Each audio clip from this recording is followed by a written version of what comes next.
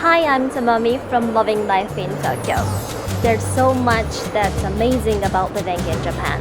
I've teamed up with City Coast to interview people who are making the most of life over here. I hope it helps you to make the most of yours too. You're watching Making It in Japan.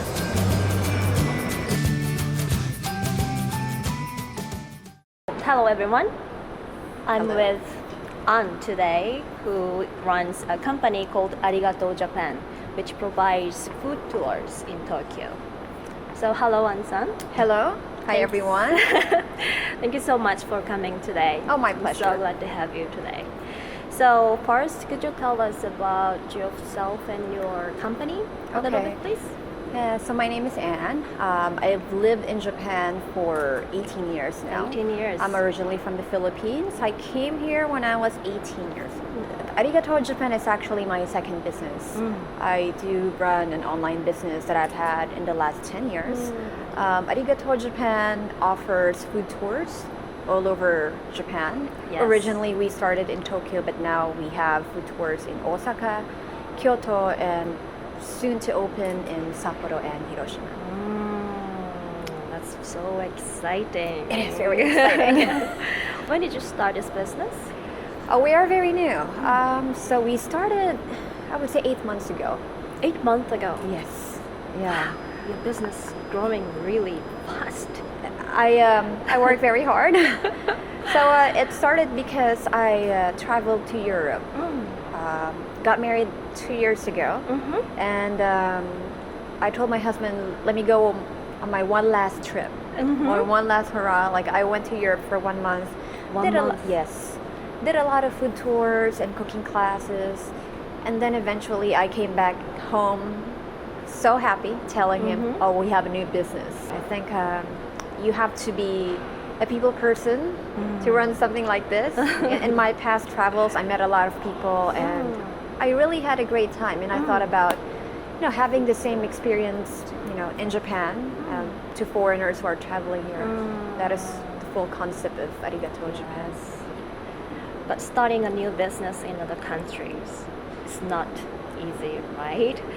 And maybe people think you could do it because you have some special connections with some special people. Right. But did you have any connections to people who can help you or support you? Actually, no. Arigato Japan was all my idea, and my husband was very, very supportive. Like, I had no connections with anyone, and honestly, starting this one was a little tough because I am a foreigner. Yes. And I am trying to share Japanese food culture, and there were a lot of challenges in the beginning, but I was very new to the food industry. But I know that I've always loved food, I've always loved traveling, and I've always loved meeting people. So those were the elements that I had to motivate me just to really open this.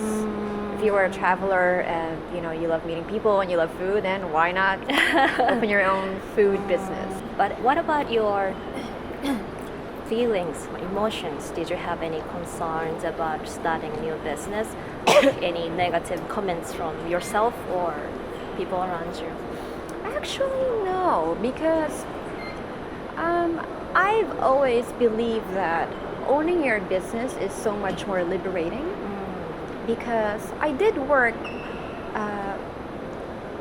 10 years ago, and it was hard, working 8 hours a day. It was never easy.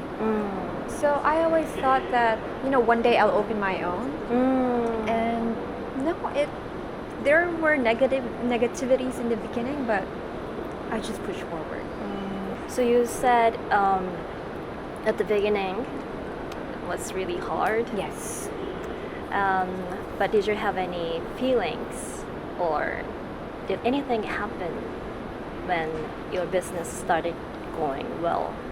Did you feel it? Did you feel any change?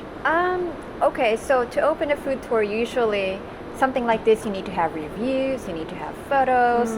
Otherwise, people will not book you because it look like your tours are very new.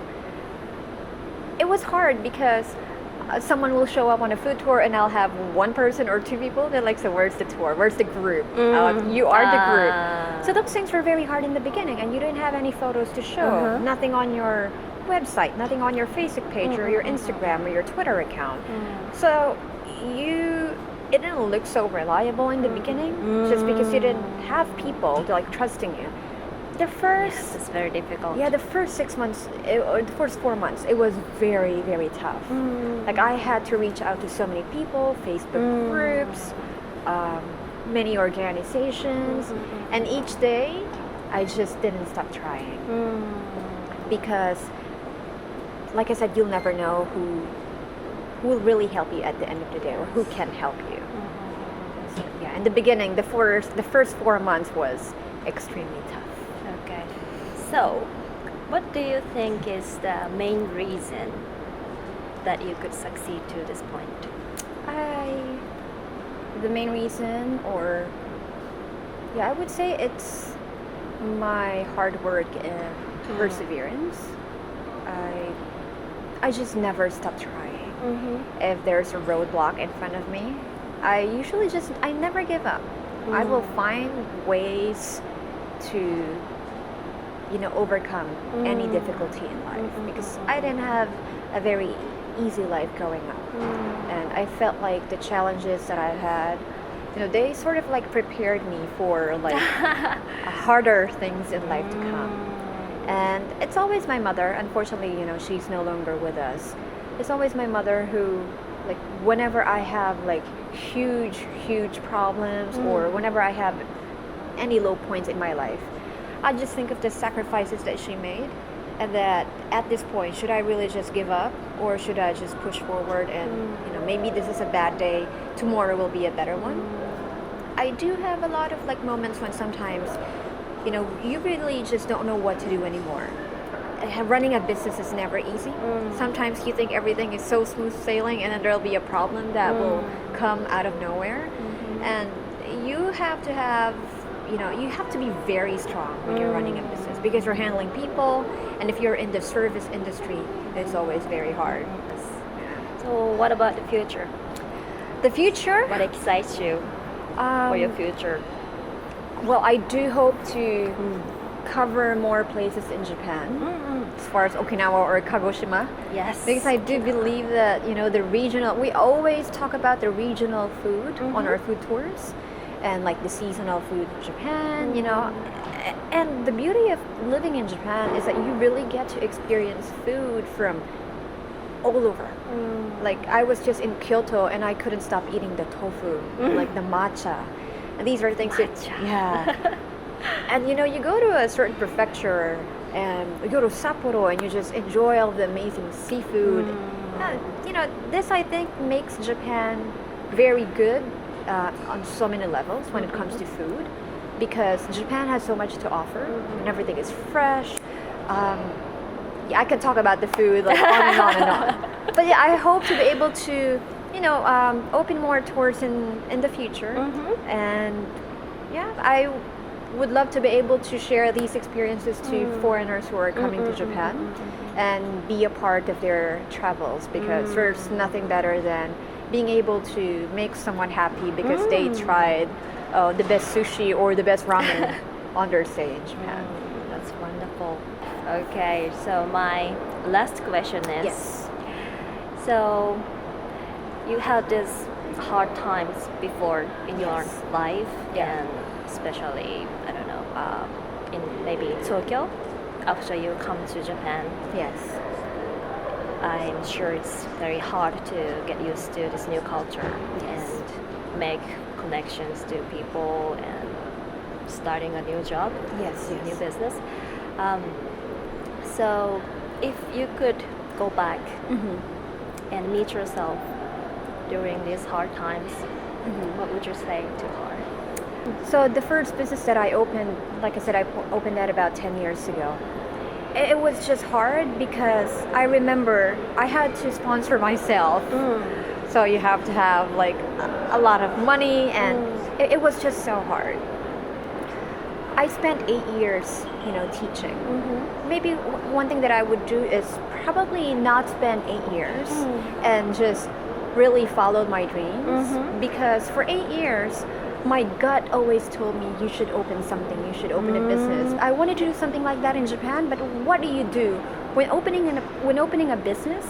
It's like pinpointing what you really want to do and making sure that it will work is so hard. Because I can tell you right now, I can open an amazing Filipino adobo restaurant in Japan. Well, that is an amazing idea because no one really capitalizes on Filipino food. It is an amazing idea because it's food and it's very unique and it's good.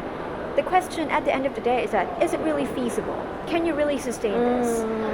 What are the factors that you need to do to make it very successful? You're in Japan and you're competing against like the best restaurants all over the world.